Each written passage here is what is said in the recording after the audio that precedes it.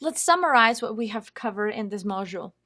An attacker depends heavily on legitimate users to connect to the server or to other users. He can then employ techniques to intrude into the session and take control of the session. In a spoofing attack, the attacker pretends to be a genuine user or machine to gain access. It is not easy to be successful in session hijacking. Many factors have to be in favor for the attacker to succeed. That's right. Now, we've also learned that session hijacking can be active or passive. It really all depends on the involvement level of the attacker and how he wants to play it. Network level attacks provide a great amount of information that's really very useful for attacking at an application level. Now, we've seen how important encryption of data is.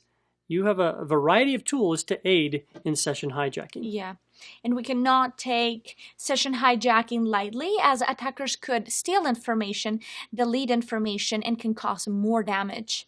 A thorough penetration test is recommended to identify vulnerabilities so that you can patch the issues. It is essential that you put countermeasures in place so that your applications, data, and network are safeguarded.